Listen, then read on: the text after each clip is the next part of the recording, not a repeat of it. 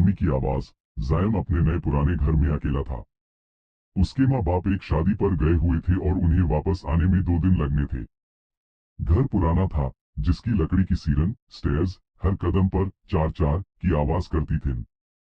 रात के तकरीबन 2 बज रहे थे जब जायम को नीचे से किचन के दरवाजे के खुलने की आवाज आई। उसने सोचा शायद हवा होगी, लेकिन फिर उसने एक बहुत ही जानी पहचानी आवाज सुनी। जायम, नीचे आओ बेटा, मैं तुम्हारे लिए खाना लाई हूँ।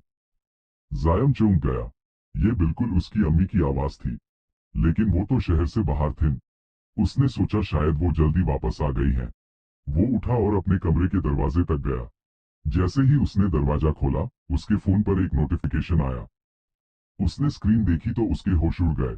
उसकी अम्मी का मैसेज था, बेटा, हम अभी होटल पहुंचे हैं, अपना ख्याल रखना और दरवाजा अंदर से बैंड कर लेना।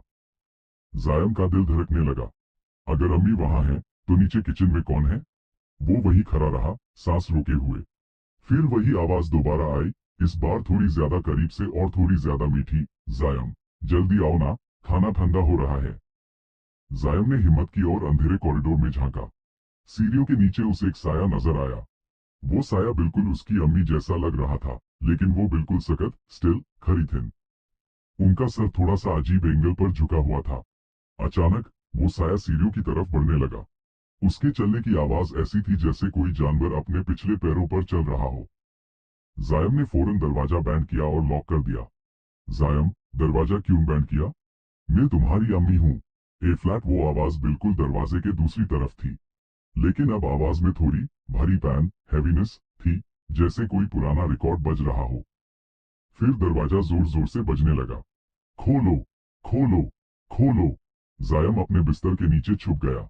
तभी उसे एहसास हुआ, उसने लॉक तो लगाया था, लेकिन दरवाजे के नीचे जो गैप है, वहां से कुछ अंदर आ रहा था। वो लंबे, काले और तैरते हुए बाल थे जो फर्श पर रेंगते हुए उसके बिस्तर की तरफ बढ़ रहे थे। उसने अपने कान बैंड कर लिए, लेकिन उस अब दरवाजे के बाहर से रोने की नहीं, बालकाए हंसने की आवाज आ रही थी। वो हंसी बिल्कुल इंसानी नहीं थी। सुबह जब धूप निकली, जायम ने दरवाजा खोला। बाहर कोई नहीं था, लेकिन उसके दरवाजे पर नाखूनों के गहरे निशान थे और एक पुरानी सादी हुई प्लेट में कच्चा गोश्त रखा हुआ था।